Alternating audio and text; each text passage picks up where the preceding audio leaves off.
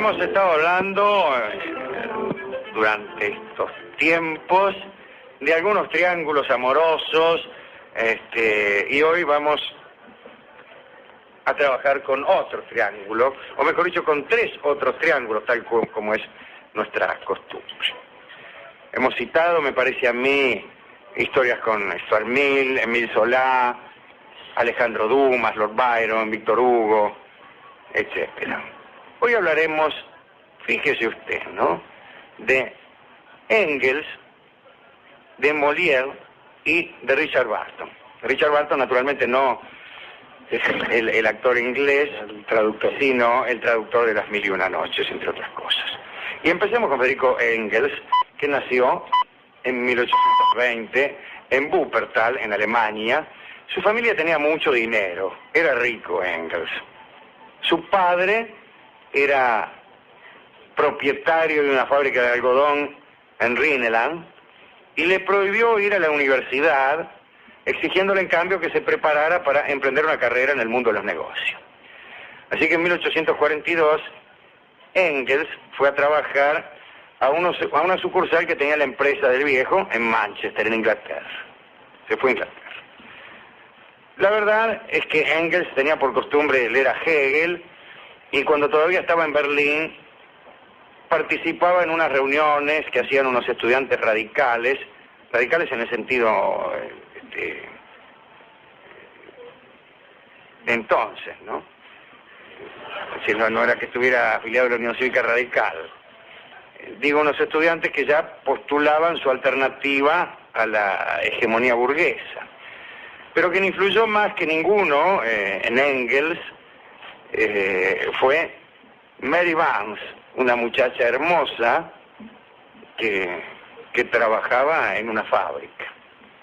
Mary era una patriota irlandesa, tenía 19 años, y sedujo a Engels. Lo sedujo y lo llevó con él al barrio más mísero de Manchester. Allí, en una pequeña casita, vivía ella junto a una hermana que también era hermosa, se llamaba Lizzie. Mary y Lizzie. Y pues Engels compartió el lecho con las dos hermanas el mismo día en que visitó aquella casa por primera vez.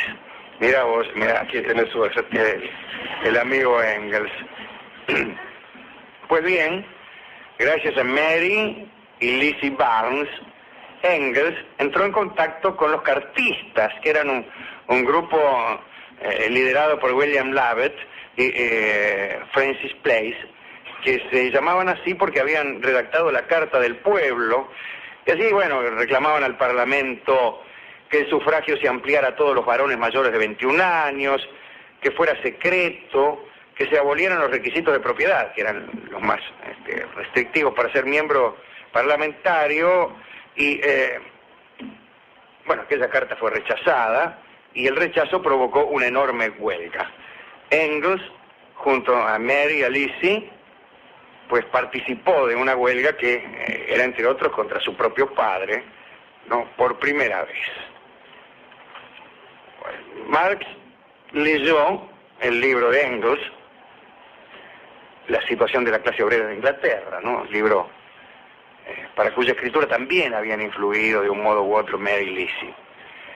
Y notó al leer aquel libro que tanto Engels como él habían llegado por caminos diferentes a las mismas conclusiones. Y a partir de 1844 trabajaron juntos hasta la muerte de Marx. En 1883 murió Marx. Cuando Engels se fue de Inglaterra para trabajar junto a Marx en el Manifiesto Comunista, Mary Barnes lo siguió y Lizzie se quedó en Manchester.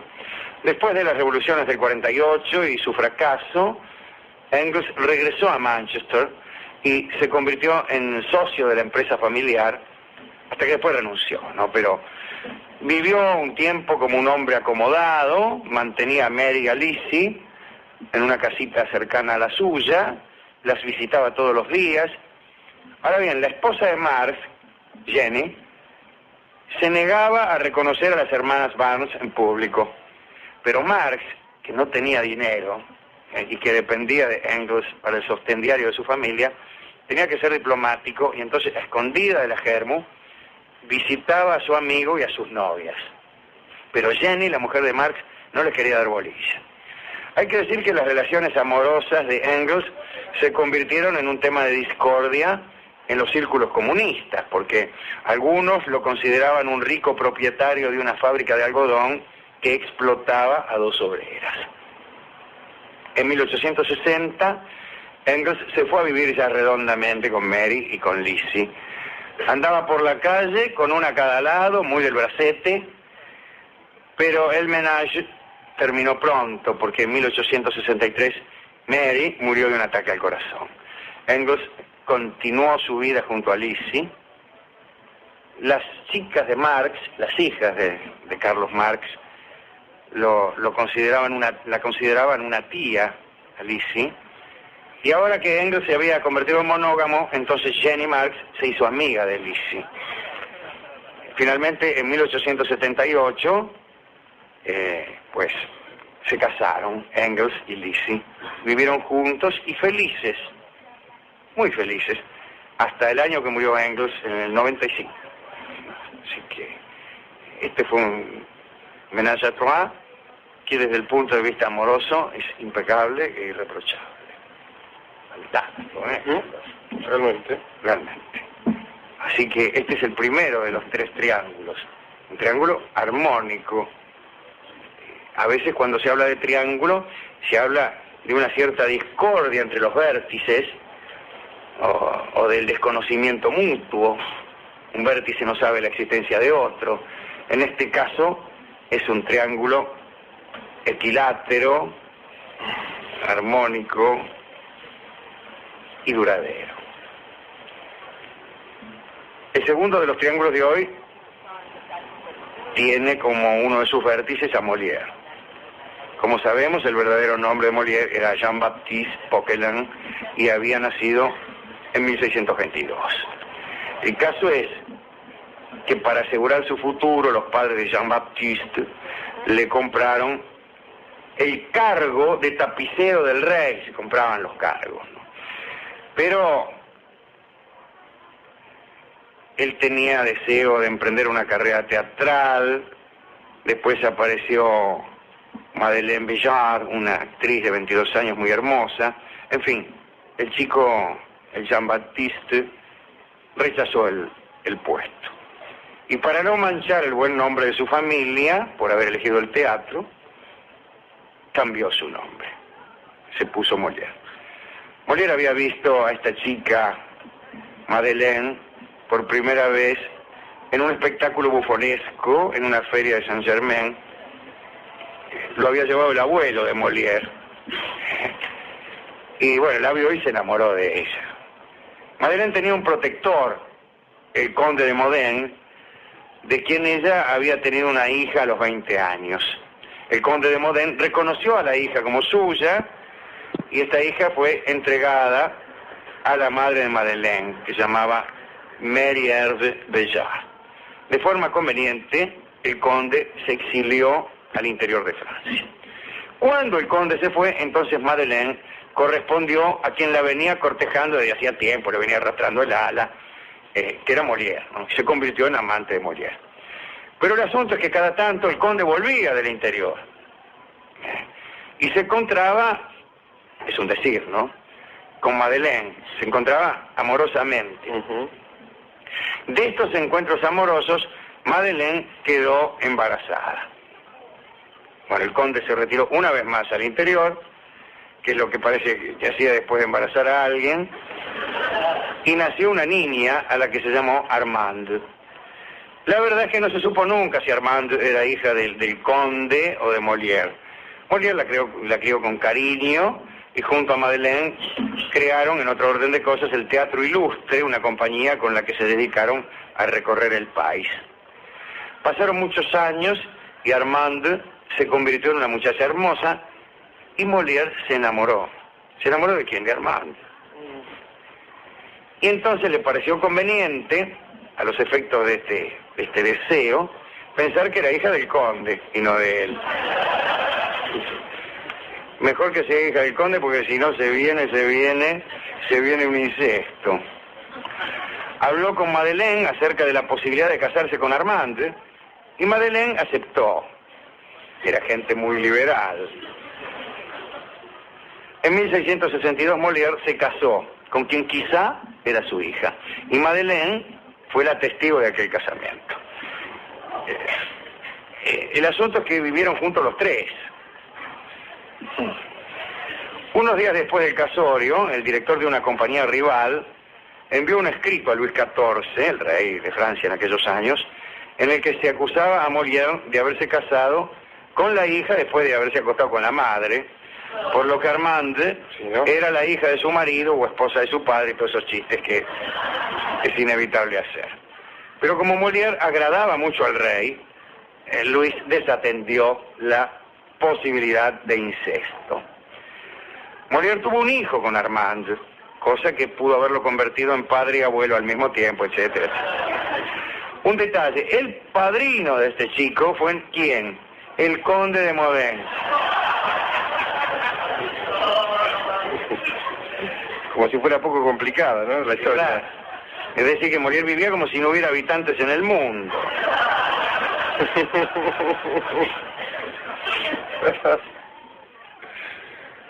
La otra cosa que hay que decir es que Armand tuvo docenas de amantes.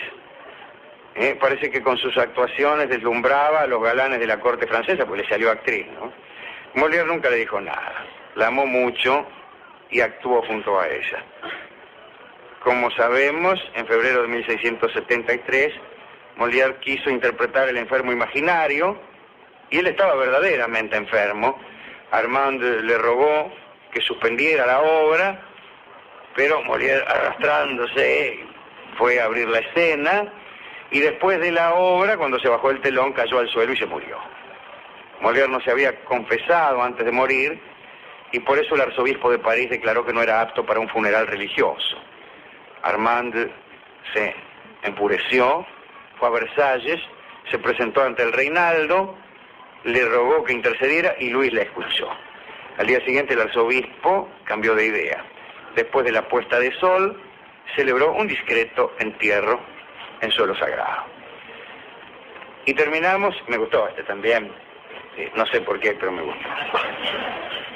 Terrible, terrible. Terminamos este catálogo con un ménage à trois que finalmente no fue. En 1860, el escritor y aventurero inglés Richard Barton, el hombre que fue uno de los traductores, quizá el mejor de Las Mil y Una Noches, que recorrió el mundo entero. Hemos hablado de Barton, fue uno de los pocos cristianos u hombres de Occidente que visitó el santuario secreto de la Meca. Quiero decir que pudo acceder ahí a la piedra esta, la Cava. Anduvo entre musulmanes mucho tiempo. Le acertaron un lanzazo en Etiopía que le entró por una mejilla y le salió por la otra. Estuvo en Montevideo, estuvo en la Argentina y estuvo en el Paraguay y escribió un libro acerca de la guerra del Paraguay. Pues bien, este hombre llegó nada menos que a Salt Lake City después de un penoso viaje en diligencia desde Missouri, ¿no? Salt Lake City es Utah, ¿no? Sí, sí. Llegaba para investigar lo que él denominaba el ménage à trois en el sentido mormón de la expresión. Saben ustedes que en Salt Lake City están los mormones. Hay católicos, pero los católicos realmente lo único que hacen es golpear la puerta de las casas para vender libros y cosas. Son ciertamente minoría. Pues hasta allí llegó Barton. Barton, que dicen que escribía a veces 11 o 12 libros al mismo tiempo y tenía dispuestos en su casa 11 o 12 escritorios, cada uno con sus avíos de escribir, pero también con los antecedentes de cada uno de los libros en los cuales estaba trabajando. Barton, que escribió en algunas notas a pie de página acerca del asado en la Argentina, etc. Pues Barton llegó a Salt Lake City. En 1843, antes de esto, cuando el profeta mormón Joseph Smith introdujo el matrimonio múltiple entre sus seguidores, los ciudadanos de Illinois se enfurecieron tanto que le quemaron el templo. No sé por qué dice los ciudadanos de Illinois, pero serían los ciudadanos de Illinois y después habrán marchado a Utah. Pues los mormones huyeron y se asentaron en una zona desértica y en pocos años construyeron Salt Lake City y pues allí dominaban un inmenso territorio que abarcaba desde el oeste de las Rocosas, debe ser desde el este de las Rocosas, a Sierra Nevada, porque el oeste de las Rocosas es casi nada. Pues desde el este de las Rocosas conviene más decir, a Sierra Nevada, y desde el río Colorado hasta ese territorio casi mítico e imposible de definir que se llama Oregon, del cual hablaremos algún día.